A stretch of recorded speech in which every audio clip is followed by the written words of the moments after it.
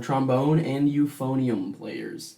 If you're wondering why sometimes we do one video for the trombone and euphonium players combined, it's because we use the same mouthpiece. Right? So, you've been so far submitting some assignments where you play just a straight, flat, steady tone on the mouthpiece. Today, we're going to start our first exercise into moving the mouthpiece sound so we can be in charge of it and in control of it. Right? So we're going to kind of compare what we're doing here to a water hose. So hopefully at some point in your life you play with a water hose outside and you sprayed your brother, sister, friend, neighbor. All right, so we're going to kind of play on those experiences to help us control the mouthpiece sound. So before I begin, I just want to make sure that you know when we do a long, steady, straight mouthpiece sound, what we mean is this.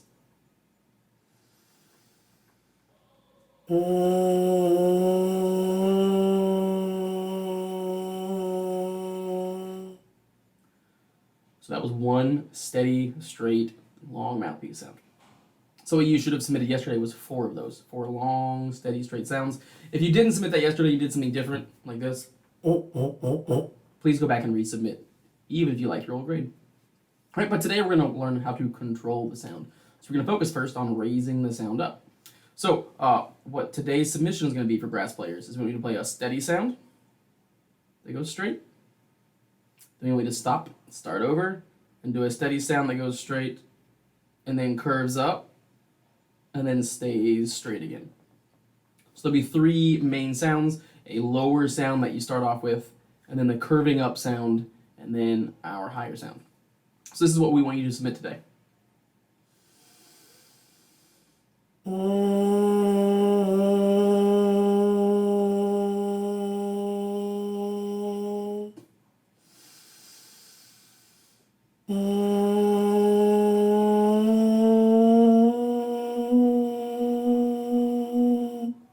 So it starts off still, then it curves up, and then it stays still towards the end.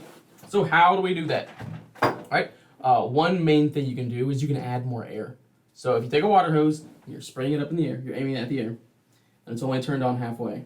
The fastest and easiest way to make the water go higher is to turn it on all the way. It'll go higher. So you can add more air. And the other thing that we'll do is we will make the aperture smaller.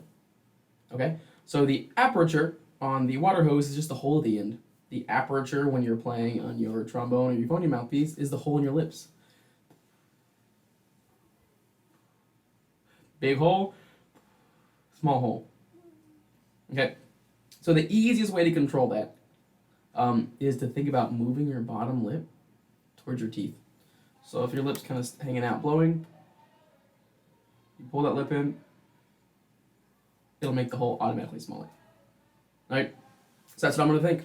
I'm going to think, play my sound, and then pull my bottom lip in towards my teeth and make the hole smaller, and maybe even blow faster air. So normal, then change it and stay.